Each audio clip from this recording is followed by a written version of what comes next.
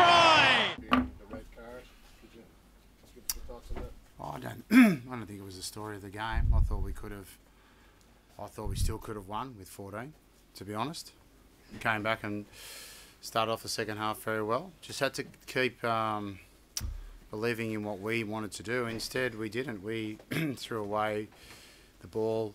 You know, we had less players, and you throw away the ball, that's sort of what's going to happen, you know what I mean? So, you know, it's unfortunate, but definitely not the red card. I don't think that's happens in matches sometimes, you know. So, don't think it was a turning point. Thoughts on the red?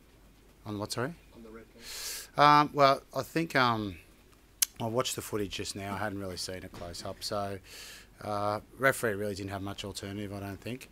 But just from a point of view as for Kepu, he's got no intent to take the player in the head. The player, when you watch him, his back leg slips underneath him, so he gets lowered. He goes lower than where Kepu's aiming, and yeah, he's. It's going to show that that's where the contact was made. But there's no intent for Kepu to go there, and I think that's seen by the fact that the player doesn't even go into the HIA.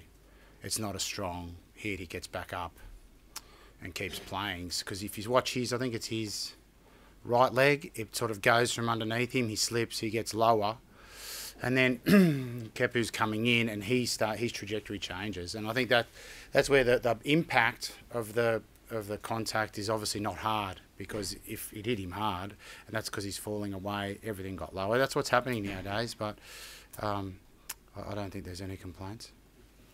Did it mitigate the final scoreline win, though, having to play that long? No, I don't think so, mate. I think that you're able to play with 14 players. Like, it's not it's not ideal, obviously, and especially when we had a debutant on the bench, he probably got in the game a little bit earlier than I wanted him to. But once he got his head around the first scrum, I thought he did really quite well. No, I felt like we talked about a few changes. We wanted to make it half time so we could stay in that battle.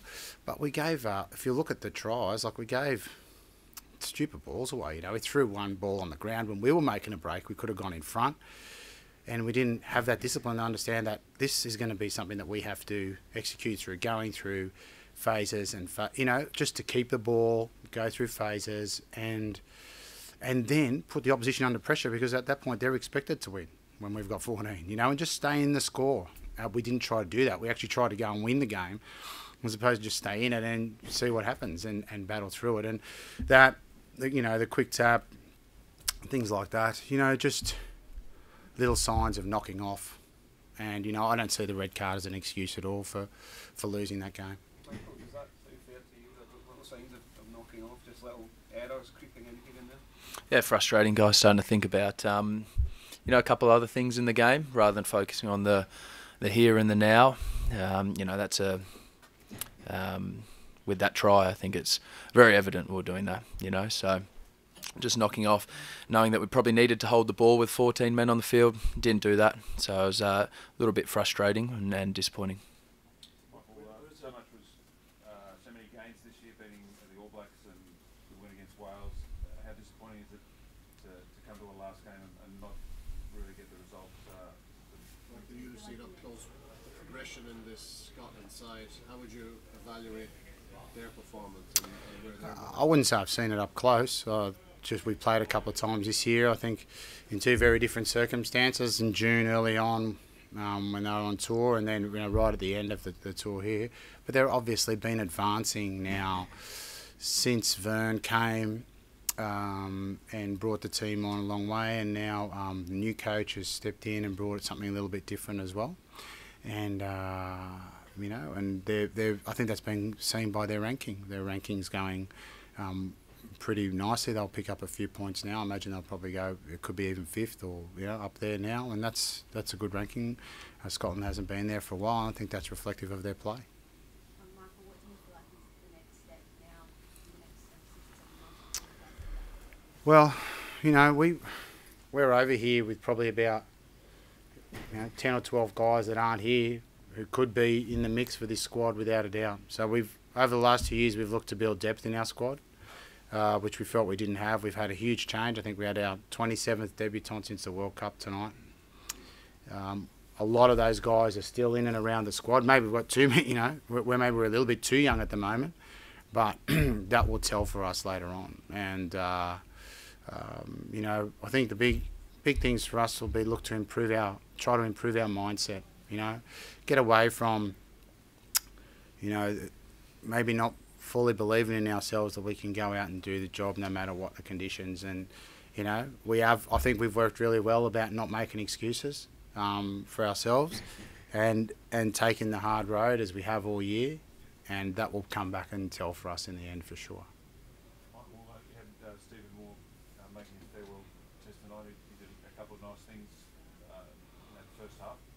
How disappointing is it to not get a result?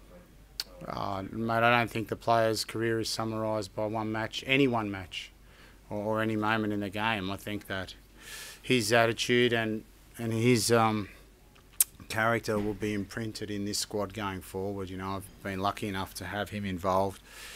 It wasn't on the first tour when I got in, but then in the 2015 and beyond. And he's made an unbelievable contribution. He's a genuine, authentic Wallaby. He loves Australia. He loves the.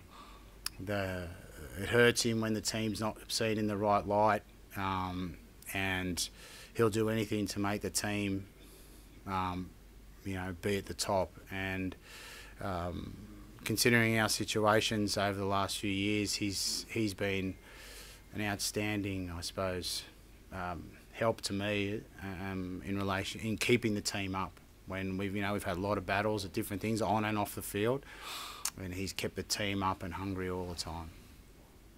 Michael, you played against Scotland a few times now.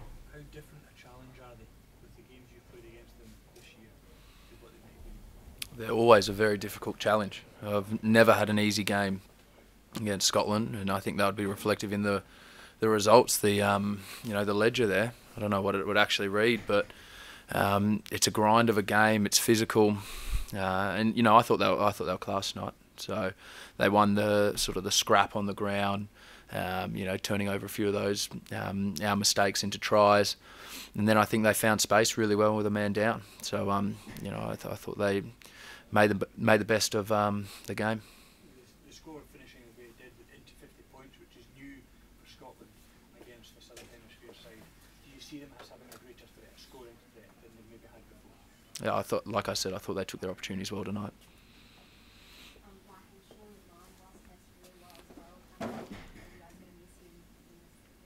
I think. Oh, was that me? Yeah, I think Sean's been fantastic. You know, everyone would have seen his on-field stuff, his ball carrying. You know, his on-the-ground work, his defence. But he's made some good gains in his character off the field and what he contributes to the group off the field, and helping out, you know, the leaders within the group, helping out the boss and the coaches. I think, you know, he will be a loss. You know, I'll say it. It's a shame to lose him. So I want to see him back.